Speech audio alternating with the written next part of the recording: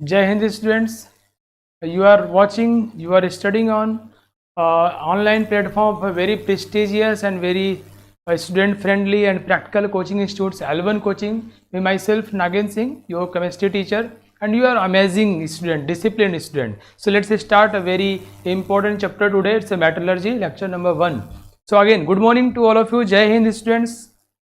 Okay, so it's a very important chapter, and as you all know that we have 4 thumb rules. We have 4 thumb rules which are very important to make this class interactive and very effective. These are, if you do understand the concept, say yes. If you don't understand, say once more, and don't chat with each others, obviously, and sure chat your response for asked questions. Whatever you asked, you just chat, you respond to your question, right? You just place your response here. And this is a complete package for you here. We have all things, means this online platform have all sorts of dimensions which is required for a student to not only qualify but can score a good rank or even can top in examination, right? So if you do understand, if you do like, if you being it's help you, assist you in being scientific, you can convey to someone else like your brother, sister, schoolmate, classmate, for their own career, for their willingness to have a quality education. You should just convey to them, and for that they have to search on Google, and then download from Play Store or App Store, and then according to their standard they have to start the class. Now metallurgy, it's a very important okay. Now, so what we mean by metallurgy, metallurgy hota kya cheez hai? Let's start. So क्या है कि ऐसे बहुत सारे शहर हैं, मैं आपको इसके बहुत सारे डायमेंशन को बताऊंगा कि मेटलर्जी कितना इम्पोर्टेंट है. ऐसे बहुत सारे शहर हैं जो कि मेटलर्जिकल ऑपरेशन की वजह से ही बसे हैं. वाओ, ऐसे लाखों लोग हैं जिनकी जीविका इन सब, जहाँ इंडस्ट्रीज होती हैं, प्रोसेस होते हैं, उनकी वजह से चलता है. यू कैन थिंक ऑफ कितना बड़ा स्वरूप है इसका. मैं थोड़ा इसको और बड़ा बनाता हूँ. Let's make it. मैं कोशिश करूँ आपको इंटरेस्ट जनरेट हो. मैं इस चैप्टर को ऐसे पढ़ाऊँगा, ये अगर आप मेरे साथ इसकी यात्रा पे निकलोगे, like you are in the path of in journey of metallurgy, तो आप इसमें डूबते चले जाओगे, इसको इम्बाइब करोगे, आत्मसात करोगे, एंड अल्टीमेटली आप किताब लिख सकते हो, इस चैप्टर लिख सकते हो. इतना शानदार हम लोग सीखेंगे. I strong believe over this. But इसके लिए आपको वहाँ बैठ के मेरा पूरा साथ देना पड़ेगा. मैं आपको मेटलर्जी के हर एस्पेक्ट को, उसके प्रैक्टिकल एस्पेक्ट को, उसके इंडस्ट्रियल एस्पेक्ट को, इन्वायरमेंटल एस्पेक्ट को, वो रिएक्शन केमिकली होगा या नहीं होगा, और पैसा वाला एस्पेक्ट तो बहुत इंपॉर्टेंट है, कितना पैसा मिलेगा नहीं मिलेगा.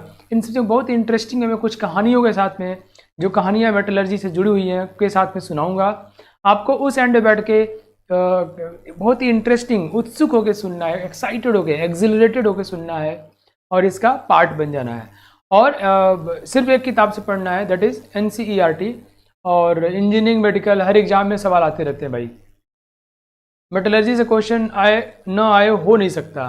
और दूसरी बात, मैं इसको इस तरीके से पढ़ाऊँगा कि थर्मोडायनेमिक एस्पेक्ट, इलेक्ट्रोकेमिकल एस्पेक्ट, सारी चीज़ें आपको सुनने को मिलेगा. तो ये आपको हेल्प करेगा थर्मोडायनेमिक्स को और आपके इलेक्ट्रो को भी स्ट्रॉन्ग बनाने में, राइट बच्चों. तो इसलिए मैं आपसे आपको ये सजेस्ट कर रहा हूँ कि आप उस एंड बैठ के बहुत ही तल्लीनता के साथ में इसको सुनिए और सिर्फ मेटलर्जी की बातें करिए, मेटलर्जी के हिस्सा बन जाइए. Come on, let's be the part of this journey. Okay see बच्चों, मैं क्या कि मेटलर्जी देशों के इंडस्ट्रियल रिवोल्यूशन में बहुत काम आया है ना.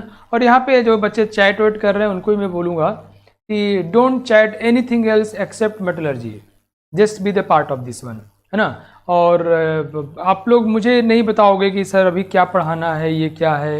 It's I know better than anybody else, because I am doing this since last 15 years. Okay, so come on, हमको देखना है कितना टाइम है, कैसे करना है. So let's start.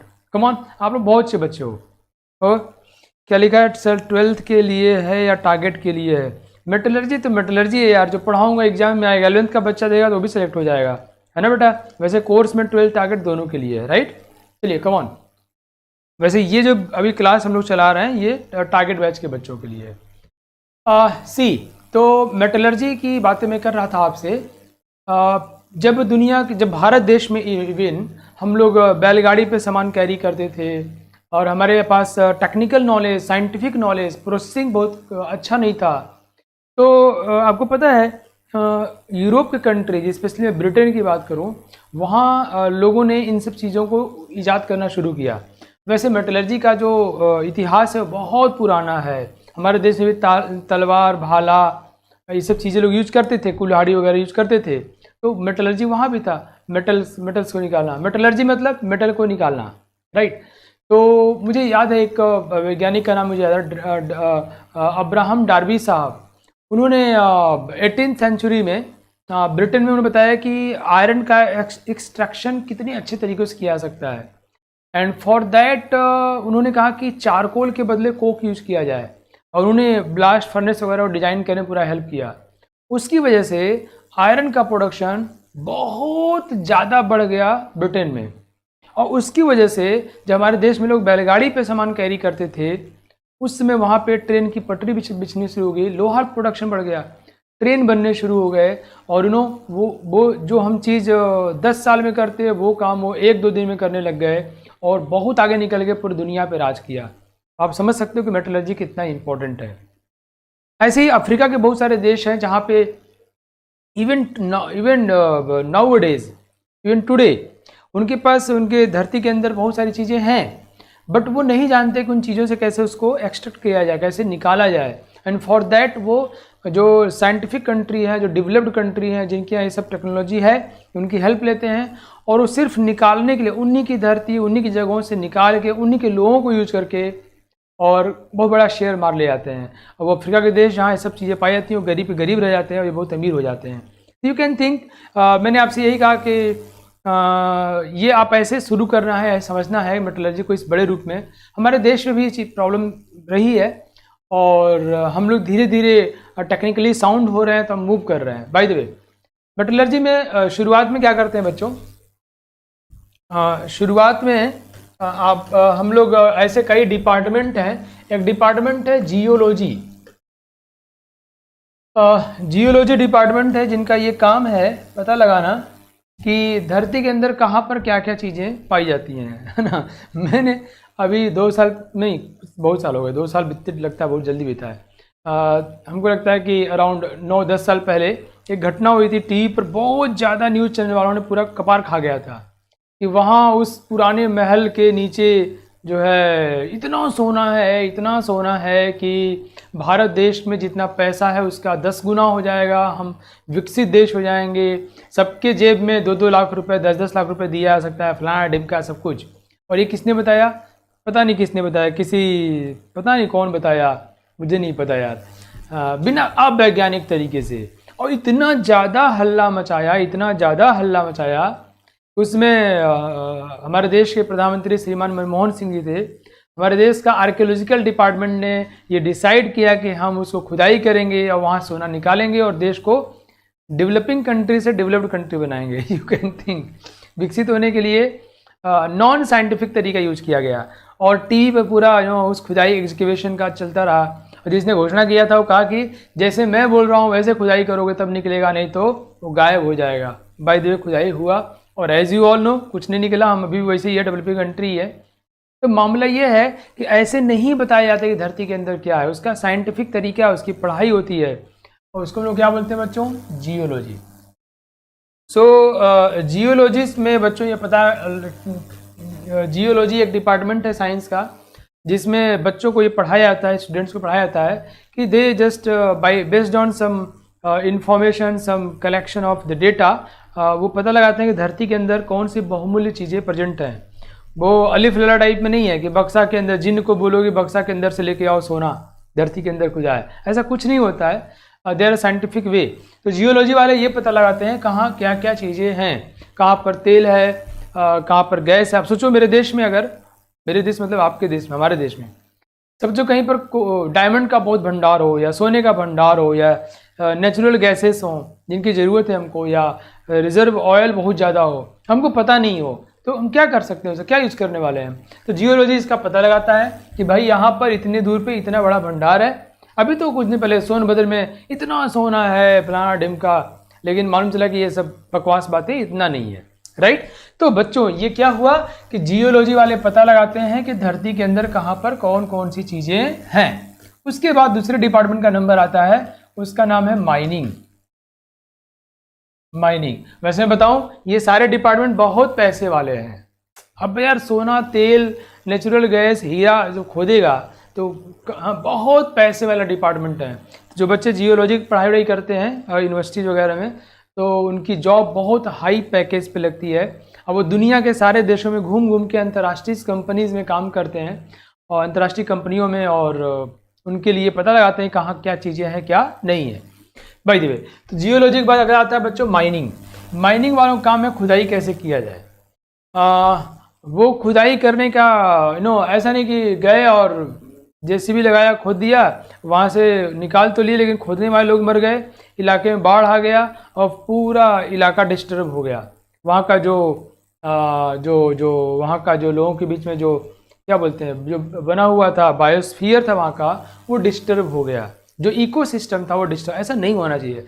तो माइनिंग के लोगों को प्रॉपर खुदाई करने का तरीका पढ़ाया जाता है, उसके अंदर वो कैसे बनाते हैं, पूरा स्ट्रक्चर बनाते हैं। बावजूद इसके हम जानते हैं कई बार बारिश के दिनों में या कभी ऐसे वो ढह जाता है और बहुत सारे काम करने वाले इंजीनियर मजदूर अपना जान गंवा बैठते हैं। आप सब जानते हो इन सब बातों को। तो बच्चों ये हुआ माइनिंग काम। माइनिंग वालों ने खुदाई करके, अब खुदाई करेंगे तो ऐसा तो होगा नहीं यार कि बक्से के अंदर कहीं एक बहुत बड़ा बॉक्स है जमीन से 150 फीट नीचे और उसमें एल्युमिनियम भरा हुआ है, कॉपर। ऐसा नहीं होता भाई। वो ऐसा होता है कि ये जो ज़मीन के अंदर जो भी चीज़ें हैं, मिट्टी, चूना, गारा, पत्थर, व्हाटएवर, उसमें बहुत सारी चीज़ों के साथ में मान लो हम एल्युमिनियम की बात करें तो एल्युमिनियम का अच्छा मैं आपको बताऊं, मैं आपको खेलते कूदते कहानियाँ सुनाते केमिस्ट्री पढ़ाता रहूँगा, ठीक है। तो आपको बहुत ही सावधान होकर के, अलर्ट होकर के, इंटरेस्टिंग वे में सीखते रहना है, राइट। ये देखो मिट्टी है बच्चों, और इस मिट्टी में ये लाल वाला वो मेटल का कंपाउंड है या जिस भी अवस्था मेटल होता है, ये क्या है, it's a natural form of natural existence of metal. देखो मैंने नेचुरल एग्जिस्टेंस ऑफ मेटल बोला है, natural existence of metal. And here we are interested in metallurgy. Metal को निकालने हमको इंटरेस्ट है। तो धरती के अंदर यू कैन सी कि यहाँ पे ये ब्लू वाले या वाइट वाले बाकी पार्ट हैं और ये सब हैं। तब यहाँ हम खुदाई करेंगे और इस पूरे हिस्से को हम लोग निकाल लेंगे। अब इस पूरे हिस्से, बड़ा सा रॉक होगा या मिट्टी का बड़ा पार्ट होगा या व्हाटएवर, अब इस पूरे पार्ट से हमको फिर केमिकल प्रोसेसिंग करके, फिजिकल एंड केमिकल प्रोसेसिंग करके उसमें से मेटल को बाहर निकालना है। And this is called metallurgy. इसको हम बोलते हैं मेटलर्जी। ओके बच्चों, समझ में आया आपको। तो जियोलॉजी वालों ने बताया कि धरती के अंदर कहाँ पर क्या चीज़ है, माइनिंग वालों ने खुदाई करके उसको बाहर निकाल दिया। ये दोनों सेपरेटली बड़े बड़े डिपार्टमेंट्स हैं। माइनिंग इंजीनियरिंग बहुत बड़ा डिपार्टमेंट है, बहुत बड़ा। हमारे हर IITs में ऑलमोस्ट है, सारे में नहीं है बट बहुत सारे में है ये। फिर खुदाई के बाद अब ये जो मिला हमको, जिस भी नेचुरल एग्जिस्टेंस वाले फॉर्म में, जिस फॉर्म में वो प्रकृति में एग्जिस्ट करता है, उस फॉर्म से मेटल को बाहर निकालना, this whole process is called metallurgy. Metallurgy. So if someone ask you कि व्हाट इज मेटलर्जी, तो आप बोलोगे process and technology involve in extraction of metal from its natural existence form is called metallurgy. Okay बच्चों, समझ में आ रहा है? मुझे उम्मीद है आपको अच्छा लग रहा होगा, मजा आ रहा होगा। आप इसमें डूबते हुए चलिए, मेरे साथ यात्रा करिए। Come on. तो what is metallurgy? Let's write it. The process and technology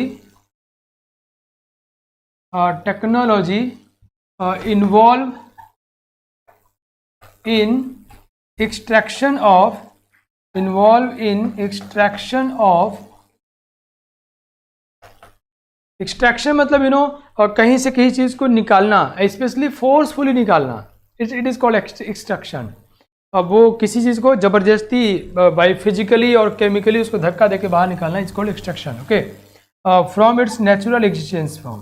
from its natural existence form, existence is called metallurgy. Okay, so मैं आज भी बताऊँ आपको, ऐसे देश हैं जैसे जापान है, ताइवान है, जिन देशों में बहुत कुछ नहीं पाया जाता है, या साउथ कोरिया है, सिर्फ टेक्नोलॉजी के दम पे दूसरे देशों के जो जहाँ बहुत सारी चीज़ें पाई जाती हैं, अफ्रीका में स्पेशली, उन देशों से जाके वो समझौता करते हैं, क्योंकि उनके पास बहुत कुछ है वो निकाल नहीं पाते, because they are technically weak. तो वो उन देशों के डायमंड, गोल्ड, ऑयल रिजर्व्स उसको निकालते हैं। मैं आपको एग्जांपल देता हूँ एक देश का, कोलंबिया, और कोलंबिया है और वेनेजुएला है। वेनेजुएला, उसमें तेल बहुत ज़्यादा पाया जाता है, बहुत ज़्यादा, बट उनका जो तेल को रिफाइन करने का तरीका है ना, वो टेक्निकली साउंड नहीं है, और इसलिए उनको बहुत पैसे खर्च करने पड़ते हैं। तो मार्केट में मान लो तेल जो है, सपोज बाकी देश जो है मान लो $60 पर बैरल दे रहे हैं, राइट, सपोज करो सऊदी अरेबिया दे रहा है या कुवैत दे रहा है, तो वो उसका प्रोसेसिंग इतना टेक्निकली वीक है कि उसको खुद ही प्रोसेस करने में 61 लग जा रहा है, तो वो फिर कुछ फ़ायदे नहीं होगा। तो इसलिए ये सब देश गरीब हो गए। मैं बताना चाहता हूँ कि मेटलर्जी कितना इंपॉर्टेंट है। वेनेजुएला, क्यूबा जैसे देश, क्यूबा में बहुत तेल पाया जाता है। क्यूबा पहला देश है जहाँ तेल की सबसे ज़्यादा भंडार मालूम हुआ था, और क्यूबा अभी आर्थिक तंगी से जूझ रहा है, भाई, बिकॉज ऑफ टेक्निकली वो वीक कंट्री है, साइंटिफिक वीक कंट्री है। तो आप समझ सकते हो कि कैसे चीज़ें प्रभावित होती हैं। और जो देश जहाँ कुछ भी नहीं पाया था, वो टेक्निकली साउंड है, साइंटिफिक है, उन्होंने खूब पढ़ाई लिखाई कर रखा है, वहाँ पे रिसर्च एंड डेवलपमेंट अच्छा होता है, तो वो देश दूसरे देशों के यहाँ से जाके ले आते हैं और शेयर ले लेते हैं। You can think. By the way बच्चों, मुझे उम्मीद है आपको सारी बातें समझ में आ गई। आगे बढ़ता हूँ मैं इस कहानी के बाद। नाउ एलिमेंट्स जो होते हैं प्रकृति में दो रूपों में एग्जिस्ट करते हैं, या तो फ्री स्टेट में। फ्री का मतलब ऐसा नहीं कि सोना का एक अलग चलेगा, सोना है या सोना एक अलग रखा होगा, ऐसा नहीं होगा। फ्री मतलब केमिकली बाउंडेड नहीं है, फ्री मतलब वो केमिकली कंपाउंड नहीं बनाया है। तो दो स्टेट एग्जिस्ट करेंगे, एक फ्री स्टेट, फ्री मतलब नोट करना है सब बातें हैं, केमिकली बाउंडेड, केमिकली बाउंडेड नहीं है, और यू कैन से केमिकली बाउंडेड को बॉन्डेड ही बोल सकते हो। दोनों का अपना सही मतलब है। वो बॉन्डिंग नहीं किया है, केमिकल बॉन्डिंग नहीं किया है, ओके, बट उसमें फिजिकल इम्प्योरिटी तो होगी कि गोल्ड है और बहुत सारी चीज़ें वहाँ और आसपास होंगे, अर्दी पार्टिकल्स होंगे, उनके साथ होगा, तो physical impurities will be there along with physical impurities। Physical impurities इसका मतलब क्या हो बच्चों, जैसे मान लो गोल्ड है ना, तो गोल्ड कोई कंपाउंड नहीं बनाया है, लेकिन गोल्ड के पार्टिकल्स यहाँ पर हैं, तो ऐसा नहीं सिर्फ गोल्ड के चट्टान मिल गया, ऐसा नहीं होता है, साथ में और बहुत सारी चीज़ें हैं जिनके साथ केमिकल बॉन्ड नहीं बनाया है, राइट बच्चों। तो नॉट केमिकली केमिकल बॉन्डिंग नहीं हुई है, ओके, केमिकल बॉन्डिंग नहीं हुई है, कोई केमिकल रिएक्शन नहीं हुआ है, ओके बच्चों। फिजिकल इम्प्योरिटीज वहाँ प्रेजेंट हैं, तो ये फ्री स्टेट में है। और ऐसा क्यों है, बिकॉज वो जो एलिमेंट हैं वो लेस रिएक्टिव है, वो एलिमेंट जो है लेस रिएक्टिव है, because the element is less reactive, okay, वो लेस रिएक्टिव एलिमेंट है, इसलिए ऐसा हुआ। इसके एग्जाम्पल बहुत सारे बताऊंगा, अब इनको हम लोग अलग करने का तरीका ढूंढेंगे। दूसरा क्या है, अगर वो कंबाइंड स्टेट में है, वो ऑक्साइड, सल्फाइड, कार्बोनेट, सल्फेट ये सब बना लिया, राइट, तो वो कंबाइंड स्टेट में है, और इसका मतलब ये हुआ कि वो एलिमेंट जो, जैसे मैं एल्युमिनियम की बात करूं, तो एल्युमिनियम में मिलकर हमको Al2O3 मिलेगा। तो rather than here we have got likes we have seen gold, here we will find Al2O3 along with physical impurities. ये जो है कंबाइंड स्टेट में है along with physical impurities, okay. तो जो भी एलिमेंट का कंबाइंड स्टेट होता है उसको नेचुरल फॉर्म में, उसको क्या बोलते हैं बच्चों, mineral. Minerals are the combined state of the elements, okay, like copper case में कॉपर सल्फाइड हुआ, चैल्कोपाइराइट हुआ, लाइक वाइज, ओके। और ये कुछ हैं जो फ्री स्टेट में, फ्री स्टेट में कौन होते हैं, जो केमिकली लेस रिएक्टिव होंगे। नाउ अब ये नेटिव ओर्स कौन होते हैं, नेटिव और किसको बोलेंगे बच्चों, जहाँ पे केमिकल रिएक्शन नहीं कर रहा है वो, तो जहाँ पे उसको हम उसके फ्री स्टेट से बाहर निकालते हैं, उस मेटल को उसके फ्री स्टेट से बाहर निकालते हैं। ध्यान रखो, मेरे कहने से कोई या आपके कहने से कोई मेटल फ्री स्टेट में एग्जिस्ट नहीं कर रहा, वो उसका खुद का एग्जिस्टेंस है, वो उसका खुद का केमिकल बिहेवियर है, और वो जहाँ पर है वहाँ पे उसके आसपास में ऐसी चीज़ें हैं जो उसको रिएक्ट नहीं करा पा रही हैं। ओके, तो वही मेटल मैं अगर सिल्वर की बात करता हूँ जैसे, तो सिल्वर कुछ जगहों पे फ्री स्टेट में होता है और कुछ जगहों पे सल्फाइड के फॉर्म में पाया जाता है। इवन कॉपर कहीं कहीं फ्री स्टेट में होता है, फ्री स्टेट होता है, कहीं पर कंबाइंड फॉर्म में होता है। इट्स बिकॉज वो जिसके आसपास है उससे रिएक्ट नहीं कर पा रहा है। आई थिंक मेरी बात आपको समझ में आ रही होगी। तो बच्चों, native elements are primary are minerals, यहाँ पे जो है एलिमेंट ही मिनरल की तरह बिहेव कर रहे हैं, ये लेस रिएक्टिव एलिमेंट है। नेटिव और मतलब जिनमें और को हम उसके फ्री स्टेट से बाहर निकाल रहे हैं, दैट इज कॉल्ड नेटिव ओर। और वो मिनरल होता है जिससे हम मेटल को बाहर निकालते हैं, और नेटिव है मतलब ये फ्री स्टेट में अवेलेबल है। ओके बच्चों, इसके एग्जांपल आपको जानना जरूरी है, carbon, sulphur, gold, platinum, silver, copper, osmium and noble gases. Okay, so मैंने वो सारे एग्जांपल यहाँ रख दिए हैं जिनसे आपके एग्जाम में सवाल पूछे जा सकते हैं। इधर बीच में क्या देख रहा हूँ कि जेई में और नीट में, स्पेशली 2 एग्जाम में एनसीईआरटी किसी पोर्शन से क्वेश्चन उठा के पूछ लेता है, एंड देयरफॉर मैं उन सारे एनसीईआरटी के सारे पॉइंट्स को तो यहाँ लेके आऊँगा ही आऊँगा। उसके अलावा और भी जो जरूरी चीज़ें हैं कॉन्सेप्ट के लिए वो भी कवर करेंगे। ठीक है बच्चों। नौ, तो कार्बन, सल्फर, गोल्ड, प्लैटिनम, ध्यान रखना आपको, ये सभी नेटिव ओर से निकाले जाते हैं, लेकिन इनमें से कुछ ऐसे हैं जो, जैसे मैं अभी बात कर रहा था सिल्वर का, या इवन कार्बन का, या इवन कॉपर का, तो ये फ्री स्टेट में भी होते हैं और कंबाइंड स्टेट में भी होते हैं। ये डिपेंड करता है कहाँ पे कुछ जहाँ खुदाई हो रहा है, जहाँ पे पाए जा रहा है वहाँ, उसके अलावा और क्या क्या चीज़ें हैं। ओके बच्चों, तो copper and silver also exist in their sulphide forms. Now top 10 elements in earth. अब धरती के अंदर टॉप 10 एलिमेंट्स कौन कौन से हैं, थोड़ा इसको अध्ययन किया जाए, और ये तो लिटिल बिट ये डिस्कस्ड है एनसीईआरटी में, और हमको जानना भी चाहिए, इट्स वेरी इंपॉर्टेंट। तो आपको अच्छा इसको ना ऐसे देखो कि आपको याद हो जाए, मतलब मज़ा आ जाए, क्या अच्छा ऐसा है क्या, ओह ग्रेट। तो आपको जब आप एक्साइटेड हो गए ना, साइंस सरप्राइज करने की चीज़ है, आपको याद हो जाएगा। सबसे ज़्यादा ऑक्सीजन 46.1%, राइट। इसलिए प्रकृति में जो बहुत सारी चीज़ें हैं हमको वो ऑक्साइड फॉर्म में मिलती हैं बच्चों। किस फॉर्म मिलती हैं? ऑक्साइड फॉर्म में। तो सबसे ज़्यादा कौन है? ऑक्सीजन है। ये परसेंटेज वेट बाय वेट है, मतलब अगर ऑन एन एवरेज 100 ग्राम धरती के कोई पार्ट को लिया जाए ऑन एन एवरेज, तो वहाँ 46.1, आधा यार, ऑक्सीजन आधा है। ओहो, याद हो गया क्या यार। सिलिका 28.2%, ये दोनों मिला दिया जाए तो तकरीबन 75% हो गया, नहीं नॉट एग्जैक्टली, तो है ना, ये देख रहे हो 46.1। इसलिए ये जो मिट्टी उट्टी चीज़ें होती है ना, ये 75, ये सब पूरा सिलिका होता है, SiO2, different forms of silica, you know. तो ऑक्सीजन 46.1, सिलिकॉन 28.2, एल्युमिनियम ये पहला मेटल हमको मिला वो, ये दोनों क्या है? Non metal. First metal aluminium, ये 8.23% परसेंटेज वेट बाई वेट। तो पूछा जाए अगर आपसे, ये इसको एनसीईआरटी में अलग से डिस्कस भी किया है, लिखा है, उन्होंने मेंशन किया है कि वो मेटल जो सबसे ज़्यादा पाया जाता है धरती अर्थ क्रस्ट में, क्या बोलोगे? एल्युमिनियम। वो 3rd पोजीशन पे एलिमेंट में। 2nd नंबर पे मेटल में आ गया आयरन 5.63%। बाकी ये सब कैल्शियम, मैग्नीशियम, सोडियम, पोटेशियम। आपको मालूम है ना, ये सोडियम पोटेशियम बायोलॉजिकल एक्टिविटीज़ के लिए बहुत ज़रूरी है ना। मैग्नीशियम, कैल्शियम, आयरन तो इंडस्ट्रियल वर्क के लिए बहुत ज़्यादा ज़रूरी है। एल्युमिनियम वगैरह अमेरिका वगैरह में, हमारे देश में भी है, बट अमेरिका वगैरह में बहुत रिच सोर्स है इसका। तो ये बॉक्साइड से निकाला जाता है, टाइटेनियम और हाइड्रोजन। ओके, सो मुझे उम्मीद है कि आपको ये याद नहीं करना है, बट आपको लिटिल बिट आइडिया होना चाहिए। ये याद होना चाहिए कि सबसे ज़्यादा एल्युमिनियम मेटल पाया जाता है, देन आयरन होता है, ये 2 पता होना चाहिए आपको।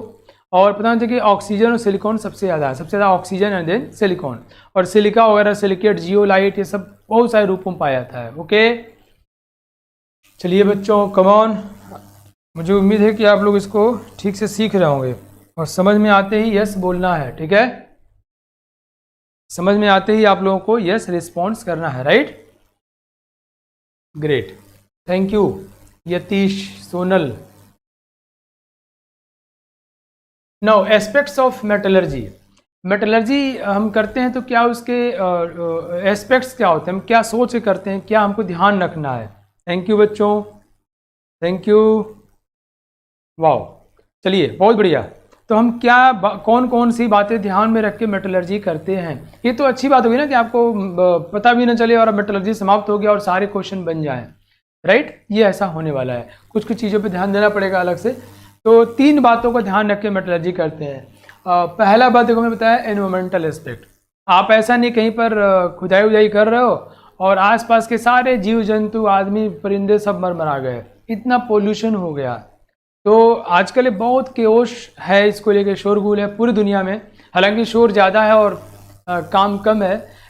ये बहुत कि मतलब लोग इस पर लगाम कम लगा पा रहे हैं, लोग उसके मेजर्स उपाय कम ढूंढ पा रहे हैं। बाय द वे ये बहुत बड़ा एस्पेक्ट है बच्चों। और जहाँ इंडस्ट्री होती है ना, वहाँ पोल्यूशन होता ही होता है, इंडस्ट्रियल पोल्यूशन। और इसके ऊपर दुनिया के बहुत सारे देशों में, खासकर विकसित देशों में रिसर्च हो रहा है। अब मैं बताऊँ आपको कि जब हम डेवलपमेंट की बातें करते हैं तो आप यूँ सोचो, हमारे देश में आज क्या मुद्दा चल रहा है, मैन्युफैक्चरिंग सेक्टर खूब लगाइए, प्लांट्स खूब डेवलप करिए। मतलब ये पेड़ पौधे प्लांट नहीं बोले यार, इंडस्ट्रियल प्लांट मतलब ये भी मालूम चला सैमसंग ने सबसे बड़ा प्लांट लगा दिया, कार की कंपनी लगाने जा रही हैं, जापान की बहुत सारी कंपनी जा रही हैं, बाई द वे प्लांट का। जो विकसित देश है ना, अमेरिका है, जापान है या इजराइल है, ये सब अपने देशों में मैन्युफैक्चरिंग सेक्टर लगाना नहीं चाहते या कम चाहते हैं। यू नो भाई, वो नहीं चाहते उनके देश में पॉल्यूशन हो। वो अपने देश में रिसर्च एंड डेवलपमेंट सेक्टर रखते हैं या ऐसा काम करते हैं जहाँ पे जहाँ पे टेक्नोलॉजी इन्वॉल्व हो, खूब पैसा मिले, और मैन्युफैक्चरिंग सेक्टर दूसरे देशों में ढकेल देते हैं। जो विकासशील देश हैं, जैसे चाइना मैन्युफैक्चरिंग हब रहा, पोल्यूशन में बहुत ज़्यादा ऊपर है चाइना, और हमारा देश तो ऑब्वियसली है ही है। तो बताना चाहता हूँ कि आपके देश की इकोनॉमी और चीज़ें आपको करने के लिए मजबूर करती हैं। आज हम दुनिया के बहुत सारे कंपनीज़ को इनवाइट करते हैं हमारे देश में, आइए आप और यहाँ पे इंडस्ट्री सेटअप करिए। क्यों? हमको पैसा चाहिए, मजबूर हैं हम, बाय द वे। लेकिन ध्यान रखो, इससे पोल्यूशन बहुत ज़्यादा होता है। मैं आपको उदाहरण दूँ, इसीलिए ये सल्फाइड और होते हैं ना, सल्फाइड। अब मैं देखो एग्जाम्पल बड़े आसानी से दे रहा हूँ, और ये एनसीईआरटी मेंशन्ड है और एग्जाम में पूछे जाते हैं। सल्फाइड और कहीं मिल जाए तो उससे डायरेक्ट हम लोग मेटल निकालना नहीं चाहते। क्यों? अगर सल्फाइड में हम लोग मेटलर्जिकल ऑपरेशन करते हैं बच्चों, अगर सल्फाइड में मेटलर्जिकल ऑपरेशन करते हैं तो SO2 गैस निकलती है, और ये गैस आप सभी जानते हैं कि पोल्यूशन का कारण बनेगी, राइट? एसिड रेन और फलाना ढिमका। तो मतलब ये इनफैक्ट जो बच्चे यहाँ पे अभी देख रहे होंगे, क्लास अटेंड कर रहे होंगे, उनके शहर में या उनके आसपास में अगर कहीं ऐसा कोई प्लांट होगा जहाँ मेटलर्जिकल ऑपरेशन हो रहे होंगे, तो उनसे ज़्यादा इस दर्द को कोई नहीं समझता होगा। वहाँ सांस लेने से लोगों को ब्रोंकाइटिस और बहुत सारे डिजीज़ हो जाते हैं, हार्ट प्रॉब्लम, लंग्स प्रॉब्लम हो जाती है, और लोग कम एज जी पाते हैं या अस्वस्थ रहते हैं। खासकर महिलाओं को दिक्कत होती है, तो बहुत बड़ी प्रॉब्लम है। नदियों के पास में इंडस्ट्री है तो अपना लेड मरकरी जो इंडस्ट्रियल वेस्ट है नदियों में डाल देते हैं। जो लोग खेती करते हैं, उनके गाय पशु उसको खाते पीते हैं या वो खुद पानी यूज़ करते हैं, तो वो लोग फिर स्टोन बनने लगता है और बहुत तरह की प्रॉब्लम आती है। इम्पोटेंसी के शिकार हो जाते हैं। महिलाएं कंसीव नहीं कर पाती हैं, बच्चा नहीं हो पाता है। आप समझिए पूरे जनरेशन पे अटैक है ये पोल्यूशन, कितना खतरनाक है। मुझे इसी से याद आया, सोना निकालने के, गोल्ड निकालने का तरीका बनाया गया था। उस तरीके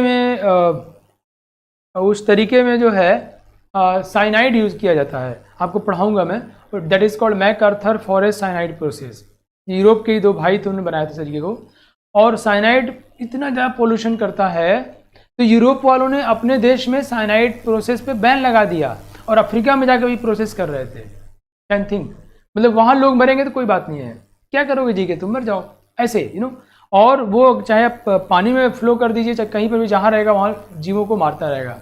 तो दुनिया के कई देशों में बैन है इसके ऊपर। लेकिन चूंकि सोने की बात है, गोल्ड निकालना है, लोग यूज़ करते हैं, अपने देश में नहीं दूसरे देश में करते हैं। बाय द वे, तो pollution is a very weak. तो इन्वायरमेंटल एस्पेक्ट हम देखते हैं कि वो इसमें मैंने एग्जांपल दिया आपको, सल्फाइड ओर्स को हम लोग ज़्यादा यूज नहीं करते। क्यों? इसमें SO2 निकलेगा और वातावरण को दूषित करेगा, प्रदूषित करेगा।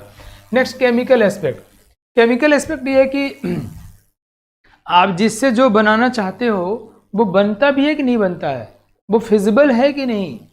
फिजिबल होगा तब ना करोगे आप। जैसे मैं बताऊं आपको, एक छोटा एग्जांपल देता हूं, और ये मेरे हर बात को ध्यान सीखना है, हर छोटे छोटे एग्जांपल में दूर तक सोच के बोलता रहूँगा। ओके बच्चों, now see Fe2O3 iron oxide है, इसको मैं कोक से, आपने ब्लास्ट फर्नेस से पढ़ाई होगा या सुना होगा, मैं आगे पढ़ाऊँगा आपको। कोक से हम लोग इसका रिडक्शन करते हैं तो कार्बन मोनोऑक्साइड में कन्वर्ट हो जाता है और यहाँ हमको आयरन मिल जाता है। ओके, अगर हम मेरे पास सल्फाइड हो कहते हैं क्या सल्फाइड के लिए हम लोग कार्बन रिडक्शन डायरेक्ट यूज कर सकते हैं क्या? नहीं कर सकते। क्यों? क्योंकि कार्बन सल्फाइड जो है एग्जिस्ट नहीं करता। कार्बन सल्फाइड जिस टेम्परेचर रेंज पे अपने काम करते हैं वो एग्जिस्ट ही नहीं करता है, राइट। तो केमिकल फिजिबिलिटी, जो हम रिएक्शन सोच रहे हैं, क्या वो रिएक्शन प्रैक्टिकल है? देखो, आप अगर एडवांस की परीक्षा देने वाले होगे, आपसे यही सवाल पूछ लिया जाएगा। जेई मेन या नीट की दे रहे होगे तो ये सवाल पूछ लिया जाएगा। तो I am just thinking about those exams and as well as your interest and delivering the lecture. Okay, तो आप इन सब चीज़ों को ध्यान रखना आप लोगों को, ठीक है बच्चों। तो मैंने क्या बताया आपको कि फिजिबिलिटी ऑफ द प्रोजेक्ट में, और बताऊँ से कार्बन जो है मैग्नीशियम को, वो ध्यान सुनना, मैं जो फिजिबिलिटी की बात कर रहा था आपसे कि आप जो, जैसे मैं कहूँ मुझे कि Al2O3 को से एल्युमिनियम को बाहर निकालना है, मैंने यहाँ मैग्नीशियम को यूज कर दिया रिड्यूस करने के लिए, तो ये रिएक्शन लिख रहा हूँ, क्या ये फिजिबल है, क्या ये हो पाएगा और कब तक होगा या नहीं होगा। This aspect we should concern and this is very very important, और इसलिए तो केमिस्ट्री यहाँ पर है, इन सब चीज़ों को समझने के लिए। नेक्स्ट है बच्चों financial aspect, it's again very important aspect.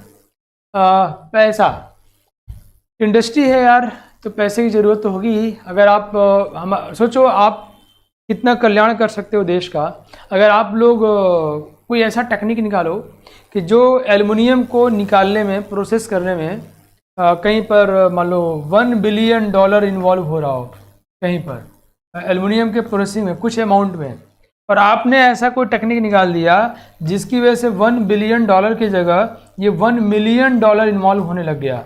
$1 million इतना इन्वॉल्व हुआ, तो पता है आपने देश की बहुत बड़ी सेवा कर दी, बहुत बड़ी सेवा कर दी। हमारा देश टेक्नोलॉजी बेचेगा या खुद जाके प्रोसेसिंग करेगा और एल्युमिनियम सस्ता सप्लाई करेगा पूरी दुनिया को, और हम लोग बहुत ज़्यादा अमीर हो जाएंगे। This is financial aspect.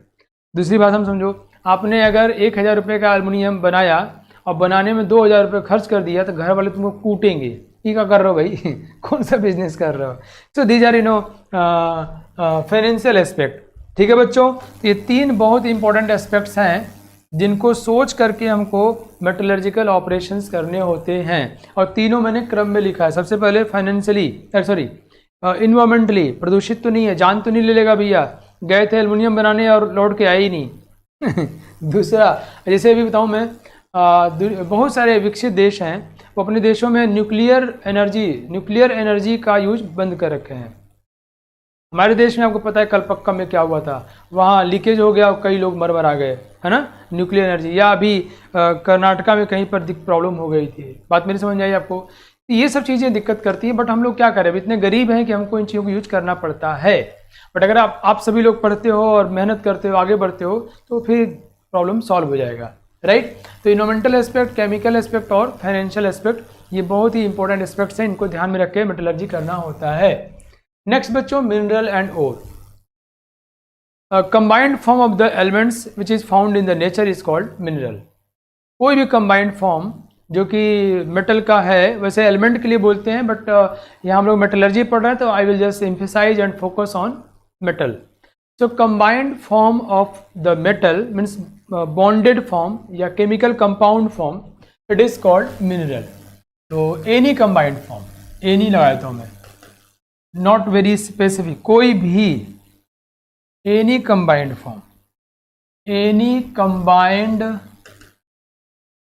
Form of metal, वैसे फॉर एलिमेंट है ये, बट मैं यहाँ चूंकि मेटलर्जी पढ़ा रहा हूँ तो मैंने मेटल की बात किया, is called any combined form of metal found in earth, जो अर्थ में पाया जाता है, okay, that is called mineral.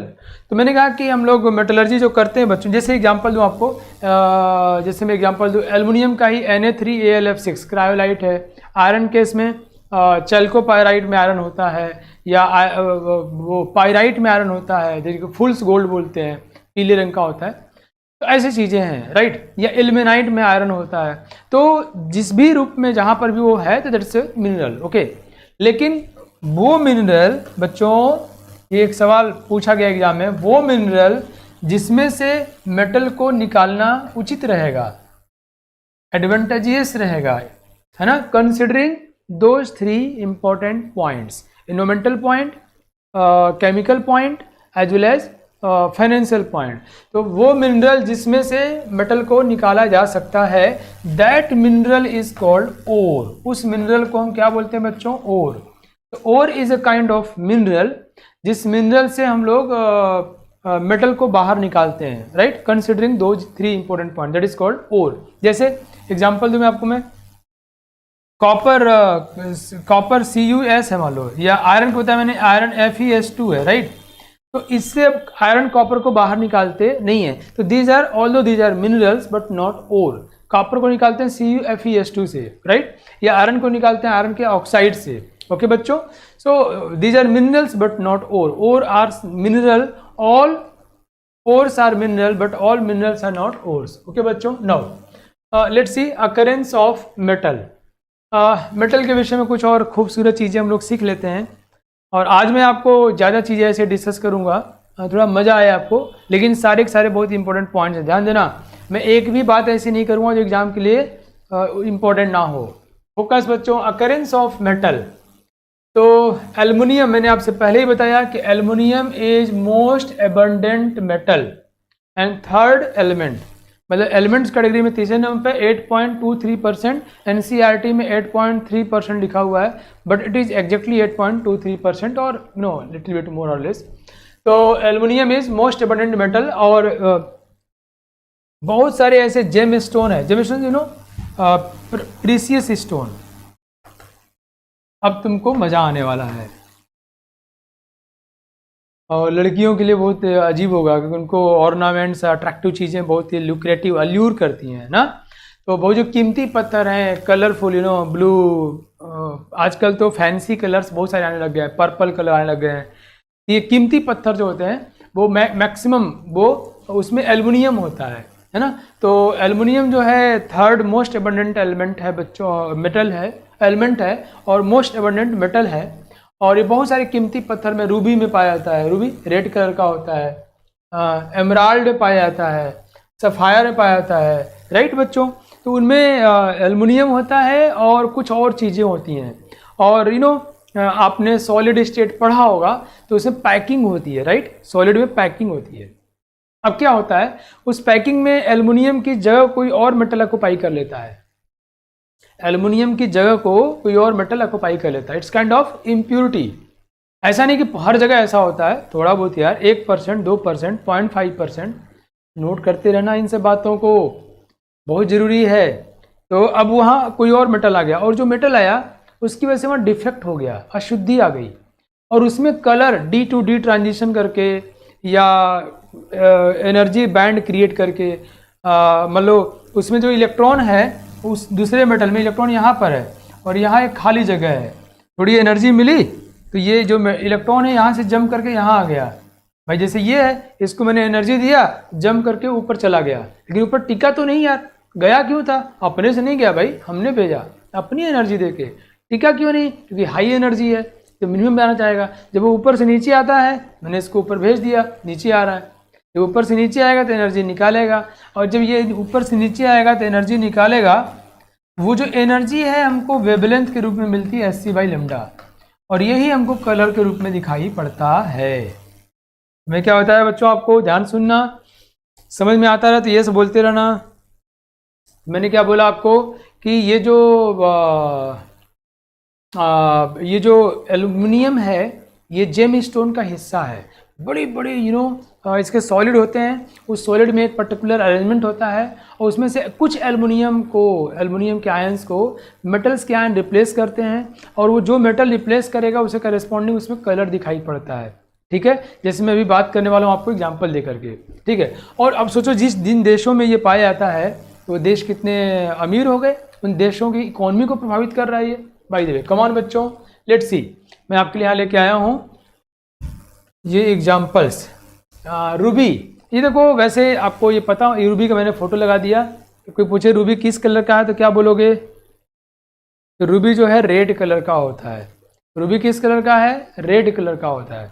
ये सनी कुमार गुप्ता जी कह रहे हैं समझ नहीं आया। बेटा देखो, मैं फिर समझा देता हूँ, मैं आपको एक बार और समझा दिया कलर कैसे मिलता है। एक बेटा होता क्या है कि Al2O3 मोस्टली का एक सॉलिड अरेंजमेंट है। ओके, उस अरेंजमेंट में एल्युमिनियम प्लस 3 की जगह पे कोई और मेटल आयन आ गया, कोई और मेटल आयन आ गया। और जो मेटल आयन है ना, इसके पास वैकेंट ऑर्बिटल हैं, एनर्जी गैप है, अनपेयर्ड इलेक्ट्रॉन्स हैं। ये D to D ट्रांजिशन करके, D to D ट्रांजिशन करके, ट्रांजिशन मतलब शिफ्टिंग, जब मूव करते हैं तो एनर्जी निकलती है। एनर्जी निकलती है तो एनर्जी किस रूप में निकलती है? वेवलेंथ के रूप में निकलती है। Energy is equal to hc by lambda. Lambda मतलब वेवलेंथ। ठीक है, नोट करते रहना। और इसी वेवलेंथ के कारण वो कलर दिखाई पड़ता है। हर रंगों का अपना एक स्पेसिफिक वेवलेंथ होता है, राइट। जैसे मैं जैसा भी दिख रहा हूँ, क्यों दिख रहा हूँ, मेरे ऊपर बहुत सारे कलर आए, एक पर्टिकुलर वेवलेंथ कलर रिफ्लेक्ट हुई, तो जो वेवलेंथ कलर रिफ्लेक्ट हुई वही मेरा कलर दिखाई पड़ रहा है, राइट। सबके साथ ऐसा होता है। तो एनर्जी, और दूसरा क्या बताया मैंने आपको, मान लो कोई यहाँ पर इलेक्ट्रॉन है, ऊपर एनर्जी यहाँ पे है, गैप है। अगर इसको एनर्जी देंगे, जैसे मैंने इसको उछाल दिखाया था आपको, ये जंप करके यहाँ आ जाएगा, जो कि इसका हाइयर एनर्जी लेवल है, लेकिन वहाँ पर स्टेबल नहीं होगा, फिर लौट के नीचे आएगा। वो स्टेबल क्यों नहीं होगा? ऊपर एनर्जी ज़्यादा है। गया क्यों था? जबरदस्ती भेजे थे। जब लौट के नीचे आएगा तो एनर्जी निकालेगा और that is hc by lambda colour हमको दिखाई पड़ेगा। समझ में आया बच्चों? चलिए अब फिर से आ जाइए आप रूबी के ऊपर। रूबी एक लैटिन वर्ड रबर है जिसका मतलब रेड होता है और रेड कलर का होता है। रूबी की वजह से म्यांमार बहुत सालों तक गुलाम रहा। अंग्रेज़ों को वहाँ से ये प्रीशियस स्टोन मिलता था, अंग्रेज उसको उठा उठा के सब ब्रिटेन ले गए। अभी भी वहाँ बहुत ज़्यादा पाया जाता है म्यांमार में, अफगानिस्तान में भी पाया जाता है रूबी में, और कुछ और देश हैं कोलंबिया वगैरह में पाया जाता है, राइट। बट इसका सबसे ज़्यादा भंडार कहाँ पे है? म्यांमार में है। वहाँ पे म्यांमार में मोगोक एक इलाका है, वहाँ पे मोगो है ना। तो और ये ब्लड रेड कलर का होता है। और इसमें होता क्या है बच्चों, जैसा मैंने बताया आपको, Al2O3 ओके में एल्युमिनियम प्लस 3 की जगह क्रोमियम 3+ आ गया है। एंड क्रोमियम प्लस 3+ जानते हो D3 इलेक्ट्रॉनिक कन्फिग्रेशन होगा। क्रोमियम क्या होता है? क्रोमियम क्या होता है? 3D5 and 4S1। ये तो सबको पढ़ाया जाता है। क्रोमियम का इलेक्ट्रॉनिक कन्फिग्रेशन बच्चों को जरूरी अलग से याद करवाया जाता है, तो कोई ये एक्सेप्शनल है भाई, याद होगा आपको। 3 निकालना है तो एक यहाँ से गायब हो गया और 2 यहाँ से, तो D3। इसमें देखो आगे खाली है और 3 अनपेयर्ड हैं, तो D ट्रांजिशन से ये रेड कलर का दिखाई पड़ता है। मतलब यहाँ जो एनर्जी निकलती है उसका वेवलेंथ रेड कलर का होता है। इतना खूबसूरत और बहुत सारे फॉर्म में ये होता है, राइट। अभी भी म्यांमार के इकोनॉमी में बहुत बड़ा कंट्रीब्यूशन है इसका। तो क्रोमियम ये याद करना बच्चों आप लोग। ये देखो जो बता रहा हूँ ये मैंने देखा एनसीईआरटी में कोऑर्डिनेशन कंपाउंड में दिया हुआ है, सब डिस्कस किया है। थोड़ा मैं कुछ एडिशनल कर दिया, तो एनसीईआरटी में पिक दिया हुआ है, हालांकि इतना खूबसूरत पिक नहीं दिया है राइट। तो हमको लगता है कि लड़कियों को थोड़ा ऑड भी लग रहा होगा, सर ये क्या है, हम लोग तो मतलब थोड़ा प्रभावित हो जाती है ना। मैं तब जान के आश्चर्य हुआ कि हड़प्पा के ज़माने में भी औरतें जो है गहना पहनती थी, मतलब उनका ये नेचर है, इंस्टिंक्ट है बाय द वे। तो मामला क्या है बच्चों, क्रोमियम प्लस 3 आयन ये एल्युमिनियम प्लस 3 के पोजीशन ऑक्युपाई करता है। मैं अभी कुछ वर्ड यूज करना नहीं चाहता। ये ओक्टाहेड्रल अरेंजमेंट ऑक्युपाई करता है, ओक्टाहेड्रल। और एल्युमिनियम क्रोमियम जो है आधा से 1% तक 0.5 to 1% प्रेजेंट होता है, और उसकी वजह से ये ऐसा कलर हमको मिल जाता है 0.5 to 1%, राइट। मोगोक, म्यांमार, ये भी एनसीईआरटी में लिखा हुआ है। यू कैन थिंक कितना इंपॉर्टेंट है सब, ठीक है। तो Al2O3 बच्चा लोग समझ में आया। रूबी, अंगूठी अंगूठी बनती है यार, लोग पहनते हैं प्रीशियस स्टोन की, या पता नहीं क्या क्या लोग बना के पहनते रहते हैं, भगवान जाने। चलिए नेक्स्ट देखते हैं हम लोग। एमराल्ड ग्रीन कलर, ये बहुत ही खूबसूरत होता है। ये भी आपने देखा होगा, लोग माला पाला पता नहीं क्या क्या पहनता रहता है सब, भगवान जाने। तो एमराल्ड ग्रीन कलर का प्रीशियस स्टोन है बच्चों। ओक्टाहेड्रल आगे पढ़ोगे बेटा, या तुम बाय इंटरेस्ट सॉलिड स्टेट एक बार पढ़ लो, अभय पटेल ना, और आगे सॉलिड स्टेट पढ़ाएंगे तो आपको बताया जाएगा, ठीक है। तो फाउंड इन म्यूजो कोलंबिया, कोलंबिया में सबसे ज़्यादा पाया जाता है एमराल्ड, ग्रीन कलर का होता है, और इसमें बेरिल Be3Al2Si6O18, या इसको ऐसे भी लिखा मिल जाता है, ये तुमसे एग्जाम में पूछा जाएगा, ये सब एनसीईआरटी में दिया हुआ है। Be3Al2 मैं थोड़ा एडिशनल कर दे रहा हूँ, उसमें कुछ चीज़ें ऐड ऑन कर दे रहा हूँ ताकि इंटरेस्ट जनरेट हो जाए। ऐसे भी लिखा मिल जाता है बच्चों, ठीक है। इट्स ए बेरिल, और इसमें ये ग्रीन कलर्ड है, इसमें जो है क्रोमियम +3 आयन ऑक्युपाई किया है। इसमें आके इम्प्योरिटी के रूप में कहाँ आया है, ओक्टाहेड्रल साइट्स पे, और उस वाले में भी वो ओक्टाहेड्रल साइट्स पे ही गया होता है, रूबी में, राइट। तो सनी जी आपको नोट करना है बेटा, तो इस वीडियो को बाद में भी पॉज करके नोट कर सकते हो, राइट, आराम से नोट कर सकते हो। भी टेक्निकल यार, अभी टेक्नोलॉजी की इतनी सारी बातें हो रही हैं, नहीं। तो बेरिल ओक्टाहेड्रल साइट में क्रोमियम +3 आयन्स आए, और ये ग्रीन कलर इसको इम्पार्ट करते हैं, देते हैं, ठीक है। चलिए जितने नोट कर सकते हो कर लो, बाकी वीडियो को पॉज करके बातें भी कर सकते हो आप, है ना बेटा। एमराल्ड भूलेगा नहीं ना यार, दिमाग में डालो यार। देखो ये रेड कलर का रूबी, रूबी का मतलब ही रेड है। देखो ये ग्रीन कलर एमराल्ड।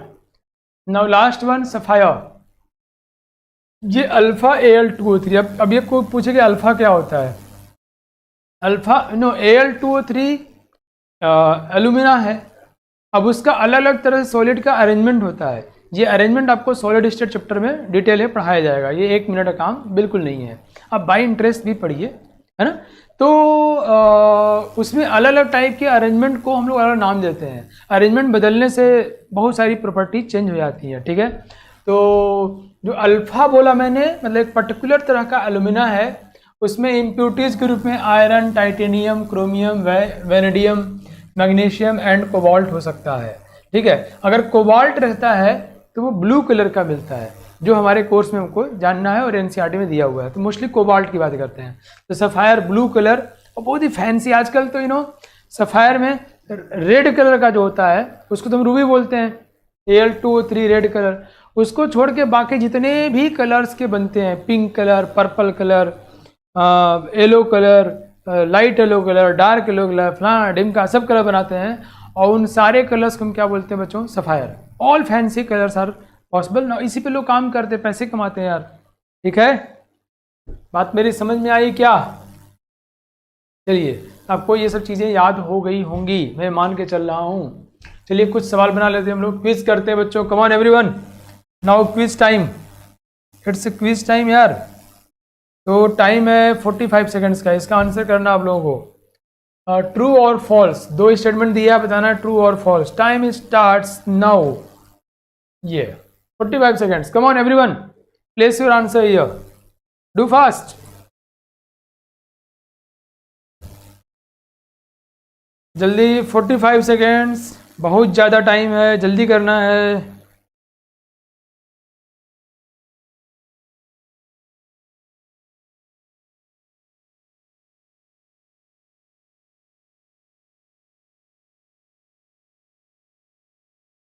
बहुत अच्छे, बहुत बढ़िया, क्या बात है।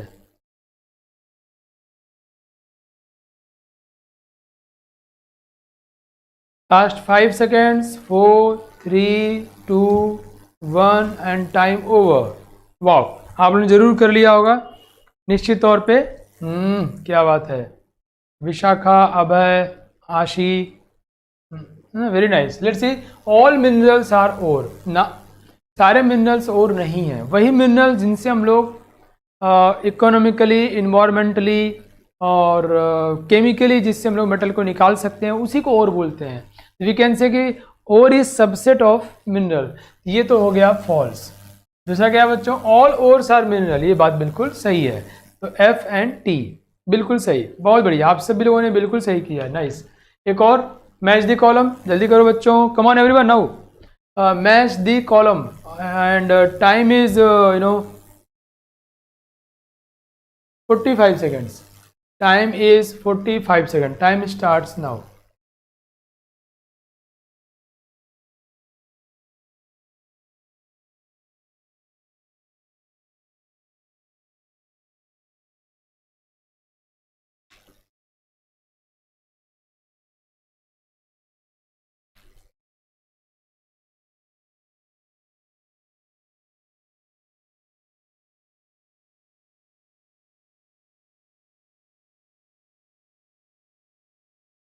Come on everyone. Come on, come on. जल्दी भाई, बहुत बढ़िया, बहुत बढ़िया। 5, 4, 3, 2, 1 एंड टाइम ओवर। क्या बात है। ये देखो देवेश जो है पूछा, क्या बता क्या रहा है। देवेश मैच दी कॉलम करना बेटा, तुम तो red, emerald, green, sapphire, blue बता रहे हो, पूछे नहीं गया आपसे। एमराल्ड क्या बताया हो तुम, एमराल्ड कैसा होता है। हाँ भाई, क्या किया लोगों ने, उन्होंने किया 1R रूबी मुजो। देखो तुम भूल गए क्या यार। देखो रूबी जो है मोगोक में पाया जाता है ना, एमराल्ड जो है मुजो में पाया जाता है। गलत हुआ कि नहीं बताओ। तो मुजो में कौन पाया जाता है, एमराल्ड। सफायर किस कलर का होता है, ब्लू कलर का। रूबी जो है रेड कलर का होता है, रूबी मोगोक में पाया जाता है, राइट। तो इसका कोई यहाँ बेरिल देखो कौन है, ये एमराल्ड है। सी, एमराल्ड में कहाँ, बेरिल में होता है, राइट, एमराल्ड। ठीक है, हो गए कंफ्यूज तुम लोग। मैंने ऐसा दिया कि तो एमराल्ड जो है ये बेरिल। तो क्या हुआ, 1 नो मैचिंग, कोई मैचिंग नहीं इसका। 2, भाई यहाँ प्रैक्टिस कर रहे हैं हम लोग तो दाएं बाएं काम कर सकते हैं ताकि आप सीखो। 2 की मैचिंग किससे, एमराल्ड है। एमराल्ड एक तो म्यूजियम पाया जाता है और दूसरा बेरिल। बेरिल मिनरल्स में क्रोमियम +3 की इम्प्योरिटी डालते हैं तो हमको एमराल्ड मिलता है which is green in colour. So ये Q और R इसके 2 ऑप्शन हो गए। Okay, and third one is sapphire. Sapphire जो है ब्लू कलर का होता है, P ऑप्शन हुआ। इसका कोई ऑप्शन सही नहीं है ना। तो ये तो देखो यहाँ पे तो हम लोग कॉन्फिडेंस बिल्डिंग के लिए सीख रहे हैं ना, कि ताकि कॉन्फिडेंस आए। देखो यहाँ पे हम लोगों को कुछ खेल खेलना पड़ेगा, गलत सही, ऐसे क्वेश्चन में चारों सही हो या इसमें कोई सही ना हो तो है ना, हमें आंसर देना पड़ेगा। ठीक है बच्चों, चलिए, मुझे उम्मीद है आपको अच्छा लगा होगा और इसको जल्दी जल्दी हम लोग याद भी कर सकते हैं। Ruby red colour, Ruby Al2O3 Mogok Myanmar में पाया था। अंग्रेजों खूब शासन किए थे यार, ऐसे कोरिलेट किया करो ना अपने दिमाग के साथ में, तो याद हो जाएगा। और इसमें क्रोमियम +3 ऑक्टाहेड्रल पोजीशन ऑक्युपाई करता है ना बच्चों। ठीक है, 0.5 to 1% होता है। एमराल्ड मुजो में Colombia, chromium +3 octahedral site beryl में Be3Al2Si6 ग्रीन कलर होता है। सफायर ब्लू कलर है, राइट। देखो ब्लू से पूरा दिखाया भी जा रहा है, तुमको याद हो जाएगा। ठीक है, चलिए नाउ अब हम लोग ओर्स को पढ़ते हैं बच्चों। कम ऑन, फाइनल टच देते हैं। ओर्स समझ गए ना आप, वो मिनरल जिसमें से मेटल को बाहर निकालते हैं, considering all aspects called ores. Ores के नाम से सवाल पूछा जाता है यार। थैंक यू, बढ़िया। कौन है, Charvi Singh Malik, okay, Anvesha, very nice. आप लोगों को मज़ा आ रहा होगा और बहुत सारी चीज़ें हम लोग सीख रहे हैं। बताओ, मैं आपको और के नाम सवाल पूछा जाता है, कोई नाम दे दिया और का जो टिपिकल होते हैं। मैं बताऊंगा एग्जाम में कौन कौन सवाल पूछे गए हैं। और पूछा जाता है कि ये और में कौन कौन से मेटल होते हैं फलाना डिम का। तो let's do just go to the content, आप याद कर लीजिएगा। सल्फाइड ओर, जो सल्फाइड है बच्चों, इसकी स्पेलिंग PHID या अमेरिका में इसको FID यूज करते हैं, तो ये आप ठीक है। सल्फाइड, इससे क्वेश्चन पूछे जाते हैं। कैल्कोसाइड Cu2S, कैल्कोसाइड Cu2S, कॉपर पायराइड चल, इससे बहुत बार एग्जाम में सवाल पूछा गया है। लास्ट ईयर भी पूछा गया था 2019 में, और बहुत बार पूछा गया बाय द वे। तो ध्यान रखना आपको, चैल्को पायराइड है कॉपर पायराइड, इसमें कॉपर आयरन 2 मेटल हैं। साइनेबार, HGS, बहुत सारे आपको याद होंगे, जो याद नहीं होंगे घर पे चिपका लेना लिख करके यार, वीडियो पॉज करके लिख लेना। Galena, PBS, argentite, Ag2S, zinc blende, ZNS, sphalerite, ये उसका पर्टिकुलर टाइप का सॉलिड का अरेंजमेंट है, that is called sphalerite. Either you can say sphalerite और zinc blende. Iron pyrite, iron pyrite एक कहानी है, पता है? आयरन पैराइट को सिंपली पैराइट बोलते हैं। ये सोने की तरह चमकते हुए लाल रंग का होता है। तो जो केमिस्ट्री के विद्वान लोग थे, जैसे तुम लोग विद्वान हो जाओ केमिस्ट्री के भी, वो लोग कई लोगों को सोना बना के उसको दे देते, बेवकूफ़ बनाए थे, इसलिए इसको फुल्स गोल्ड ही बोलते हैं। ये भी एक अच्छा क्वेश्चन बन जाता है। Iron pyrite FeS2, it's called फुल्स gold या पायराइट बोलते हैं। ये क्यूबिक अरेंजमेंट का होता है। बाकी ये सब चीज़ें, ये कौन से और हुए बच्चों? सल्फाइड और, सल्फाइड याद हुआ आपको, है ना? ये सारे हमको सीखना है, ठीक है? Come on. Oxide ores, screenshot ले सकते हो, बाद में वीडियो पॉज करके लिख लेना, है ना? टेक्निकली बहुत साउंड होना है भाई हम लोगों को। आप लोग L1 के बच्चे हो, तो आप लोगों को तो साउंड, देश को देना है ना हम लोगों को बहुत कुछ। कोई कहता है हम देश को बहुत कुछ देना चाहते हैं, सर मुझे ये करना है, वो करना है, फलाना करना है, ढिमका करना है, और कह के सो जाता है, बस, या फिर सिर्फ सोचता रहता है। भाई आप क्या दे पाते हो? आप अच्छे इंसान हो, अच्छी सोच रखते हो, मैं आपके सोच की कदर करता हूँ, लेकिन जितना आप सॉलिड होगे, जितना सीखे रहोगे, उतना ही काम आओगे ना। इसलिए सीखना बहुत ज़रूरी है। फटाफट अटक जाओ, और आज मेटलर्जी तुम लोग वो NCERT से पढ़ लेना, ठीक है? चलो, ऑक्साइड और जिंसाइट ZNO, haematite Fe2O3, magnetite Fe3O4। Fe3O4 को ऐसे भी लिख सकते हैं हम लोग, FeO.Fe2O3, है ना? देखो Fe3O4 आप जरूर जानते होगे शायद। और इसमें आप देखो आयरन यहाँ पर +2 स्टेट में है, और यहाँ पे +3 स्टेट में है। इसको हम लोग मिक्स्ड ऑक्साइड भी बोलते हैं। क्या बोलते हैं? Mixed oxide. ये आयरन के 2 ऑक्साइड हैं, FeO and Fe2O3, okay. Fe2O3 ऊपर हो गया +3। बॉक्साइट Al2O3.2H2O, ये इसका फॉर्म जो मोस्टली हम लोग यूज करते हैं, लेकिन जनरल फॉर्म है इसका, मतलब ऐसा नहीं कि .2H2O ही होना जरूरी है, बट मोस्टली 2H2O फॉर्म वाला ही होता है। बट जनरल फॉर्म मतलब ये वेरी कर सकता है वाटर का। तो AlOX-OH3-2x, AlOX-OH3-2x, जहाँ x की वैल्यू 0 to 1 हो सकती है। It is general form of bauxite, right? And bauxite से सबसे ज़्यादा एल्युमिनियम निकाला जाता है, और एल्युमिनियम आजकल बहुत ज़्यादा यूज किया जा रहा है।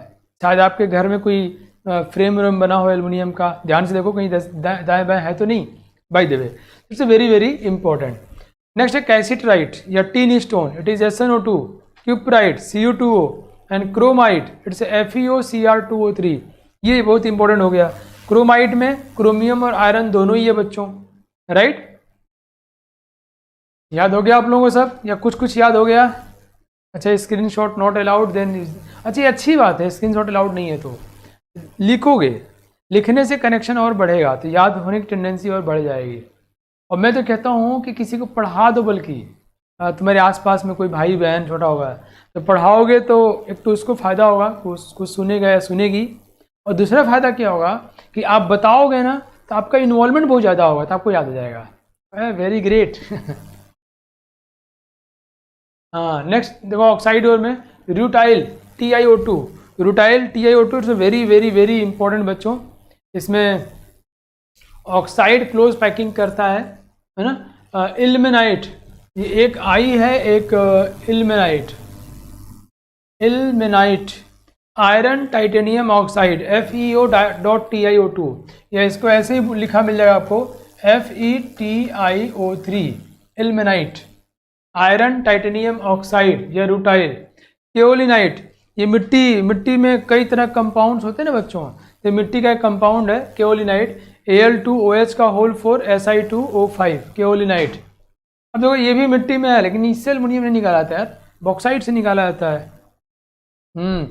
सही बोल रहे हो प्रिया शर्मा, कि बहुत सारे तो आप लोगों को याद हो गए होंगे नहीं, बचपन सुनते सुनते या कुछ बातचीत करते, आपस में चॉकलेट की बाजी लगा लो। याद करने का तरीका है ना नंदू, क्या तरीका है कि तुम जिन चीज़ों को जानते हो, पापा मम्मी भैया दोस्त क्लासमेट स्कूलमेट, स्कूल का नाम, क्लास का नाम, देश का नाम, उन नामों से, उन चीज़ों से, उन जगहों से उसको जोड़ो। जैसे रूबी की बात कर रहे हैं, क्या रूबी है? ओ रूबिया जो है लाल रंग का कपड़ा पहनती है। तो रूबी रेड कलर का होता है। रूबिया म्यांमार से तो नहीं आई है।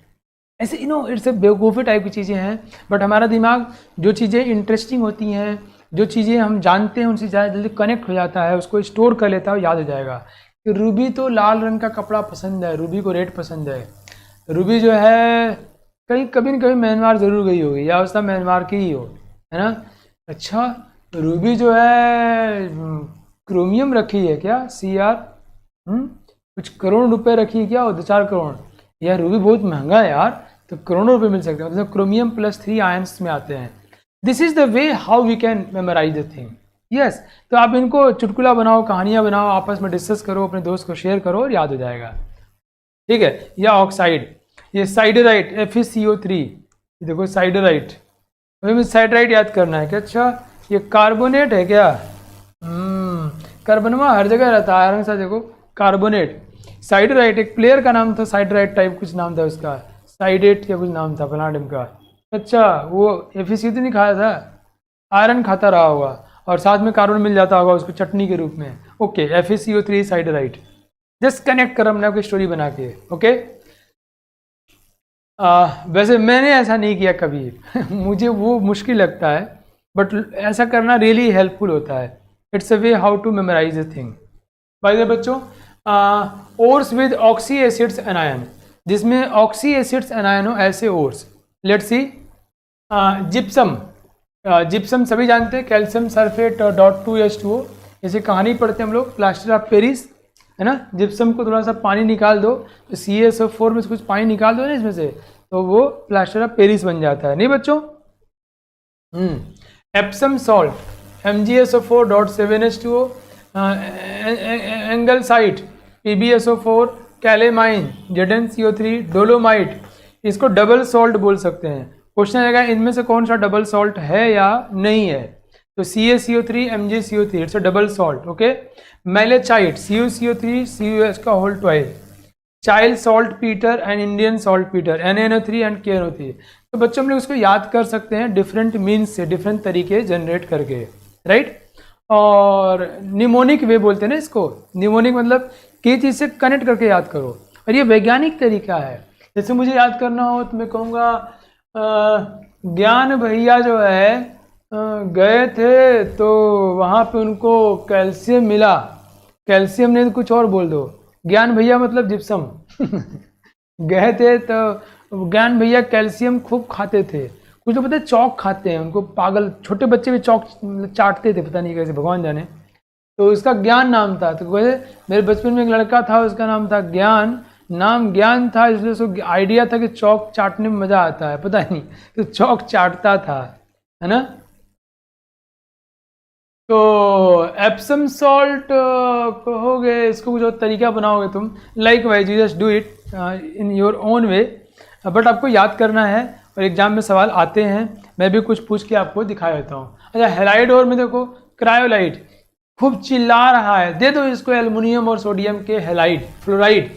ये 1:3 में होता है, 1 मोल एल्युमिनियम और 3 मोल सोडियम फ्लोराइड, तो बन जाएगा Na3AlF6, राइट। ये बन जाएगा क्रायोलाइट। फ्लोरस्पार, कई लड़के फ्लोरस्पार और फेल्डस्पार में कंफ्यूज करते हैं, ऐसा नहीं करना है। फ्लोरस्पार CaF2 फ्लोरस्पार ना, और कार्नेलाइट KCl MgCl2.6H2O, दो मेटल हैं इसमें, तो KCl MgCl2.6H2O। Horn silver it's AgCl, ये सभी हेलाइड ओर्स हैं, आपको ये सब याद करने हैं बच्चों। क्वेश्चन करा देते हैं, चलो आ जाओ। कोई दोस्त भी कह रहे हैं, सनी कह रहे हैं कि सर क्वेश्चन करा दीजिए। सनी तुम्हारा आदेश मैं पालन कर रहा हूँ, ठीक है चलो। लेट्स सी, क्वेश्चन ट्राई करते हैं इनके बेस्ड। एक बार फिर से देख लो ओर्स के विषय में once more. First sulphide ore में हमने देख लिया, chalcopyrite very important, iron pyrite, fool's gold, argentite, Ag2S, ये हमको याद हो ही जाना है। हमको इसलिए याद जाएगा ना, तो हम लोग इनके ऊपर डिटेल में मेटलर्जी पढ़ने वाले हैं, तो अपने आप याद आ जाएगा। मतलब इनको लेके हम लोग टाइम बिताने वाले हैं, तो it will be remember to us. Now ये सब ये ऑक्साइड ओर्स हो गए, इनमें क्रोमाइट और इट्स दो मेटल इसमें इन्वॉल्व है। आयरन, एल्मेनाइट में दो स्टोर्ड है, दो है। एल्मेनाइट कहाँ गया? इसमें टाइटेनियम है, आगे होगा यहाँ है। इसमें टाइटेनियम है और आयरन है बच्चों, ठीक है। साइडराइट के विषय में पढ़ा था हमने, याद हो गया होगा आपको, कुछ कुछ याद हुआ होगा। यस, कुछ कुछ याद हुआ कि नहीं तुम लोगों को, बताओ हमको। ऑक्सी एसिड वाले ये सब तो बहुत सारे बच्चों को ऑलरेडी याद होते ही हैं।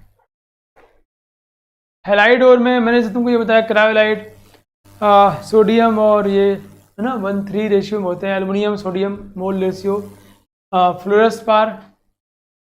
नाउ क्विज, क्वेश्चन ट्राई करो फटाफट बच्चों, come on everyone. Which of the following ores contain both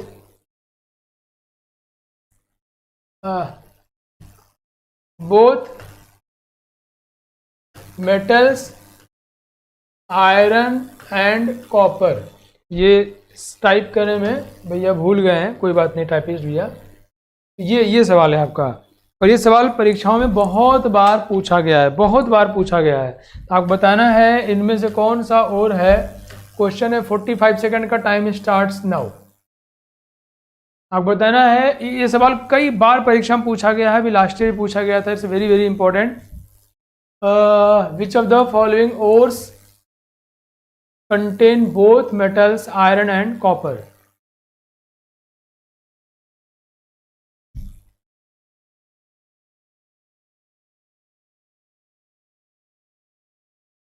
come on,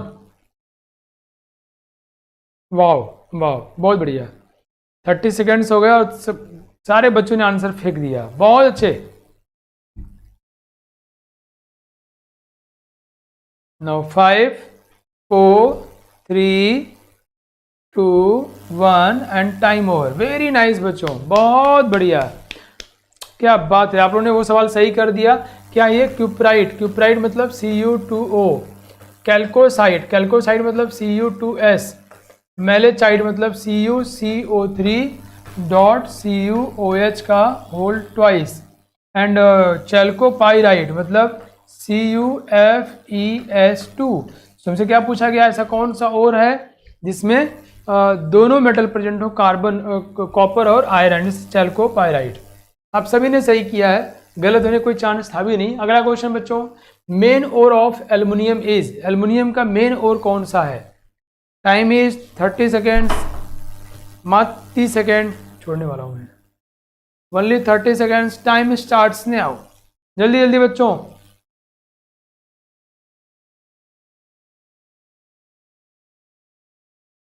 क्या बात है, बहुत बढ़िया।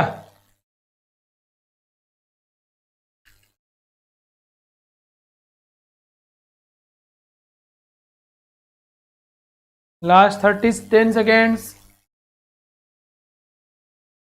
5 4 3 2 1 एंड टाइम ओवर। बहुत अच्छे। कार्नेलाइट जानते हैं ना, KClMgCl2.6H2O, उसमें तो एल्युमिनियम ही नहीं है। बॉक्साइट ये मेन ओर है। केओलाइट ये एक तरह क्ले होता है, इसमें एल्युमिनियम होता है, बट ये मेन ओर नहीं है, तो answer will be B. Okay बच्चों, and the last question of the today class, iron is mainly extracted from 30 seconds, come on everyone place your answer here, time starts now। Iron को mainly किससे निकाला जाता है, oxide, sulphide या दोनों से?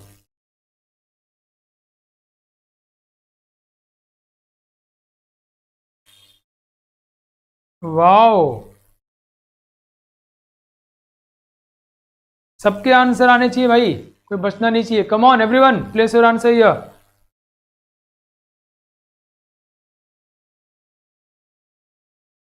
3 2 one time over. So answer is obviously oxide ore, है ना। सल्फाइड में वातावरण प्रदूषित हो जाता है, लोग मर जाएंगे, जनजीवन को नुकसान होगा, हम ऐसा काम नहीं कर सकते, तो बोथ तो पॉसिबल नहीं है। तो मुझे उम्मीद है आज की क्लास आपको अच्छी लगी होगी और मेटलर्जी को हम लोग अपना एक स्ट्रॉन्ग होल्ड बनाएंगे, अपनी स्ट्रेंथ बनाएंगे और एग्जामिनेशन में फोड़ के आएंगे। और मैं मेटलर्जी पढ़ाते पढ़ाते आपको इनऑर्गेनिक केमिस्ट्री में इंटरेस्ट डेवलप करा दूंगा, मेरी ऐसी पूरी कोशिश होगी, आपको मेरा साथ देना होगा। तो अगर आपको आज की क्लास अच्छी लगी हो, पसंद आई हो, तो आप कमेंट बॉक्स में ज़रूर लिखें, क्योंकि वो मुझे फीडबैक पसंद है, मुझे मोटिवेट करता है, मैं उसको पढ़ता हूँ, मुझे लगता है और क्या अच्छा कर सकता हूँ मैं। तो आपका जो भी फीडबैक हो कमेंट बॉक्स में सारे बच्चे ज़रूर लिखें। और फिर एनसीईआरटी पढ़ना नहीं भूलिएगा, घर जाके एनसीईआरटी ज़रूर पढ़िएगा। और मैं मेटलर्जी कंटेंट जो है L1 एस्पायर पे अपलोड कर दे रहा हूँ। ठीक है बच्चों, अपना ध्यान रखो। थैंक यू, जय हिंद।